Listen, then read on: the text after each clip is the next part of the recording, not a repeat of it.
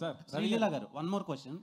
మీరు కెరీర్ ఎంత పీక్లో ఉన్నప్పుడు ఒక ఐటమ్ సాంగ్ చేశారు, సో దానికి ఏం చెప్తారు?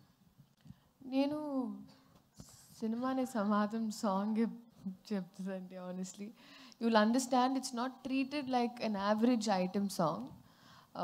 చాలామందికి ఉండింది ఏంటి ఐటమ్ సాంగ్ అంటే, ఎన్నో సినిమాలు అడిగినా కూడా I wasn't ready.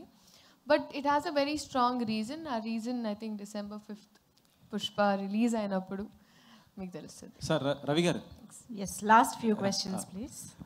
Last year మీరు సార్ మరి ఈసారి సంక్రాంతిని ఎందుకు వదిలేస్తున్నారు సార్?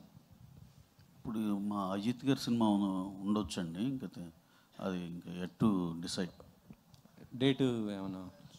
ఇంకా అదే తెలిస్తే సంక్రాంతికే ఉంటుందండి, ఎందుకంటే తమిళ్లో అది అప్పుడు వస్తే కనుక ఇంకా ప్యారలల్ ఇక్కడ కూడా చేయాలి కాబట్టి ఇక్కడ కూడా.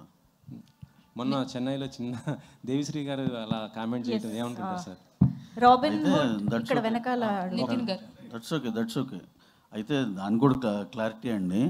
దేవి గారు ఏమన్నారు, మా వాళ్ళకి బాగా లవ్ ఉంటుంది, దాంతోపాటు ఈ మధ్య కంప్లైంట్స్ కూడా ఎక్కువైనా అన్నారు. సింపుల్గా అది ఏముంది సార్ దాంట్లో తప్పు? మాకైతే అక్కడ తప్పేగా అనిపిలా. తర్వాత మీరు ఇచ్చిన ఈ ఆర్టికల్స్ చూసి అదేదో బొబ్బిలి బుల్లో డైలాగ్ తల్లికి చెల్లికి అందరికి ఆ టైప్లో మేమంతా అండి. దాంట్లో అయితే ఎటువంటి ఇది లేదు. దేవి గారు ఉన్నంతసేపు మేము మాతో సినిమాలు చేస్తారు, మేము ఉన్నంతసేపు ఆయనతో చేస్తాం. దాంట్లో క్లారిటీ కోసమే అడిగాను. Yeah that's what. Thank you.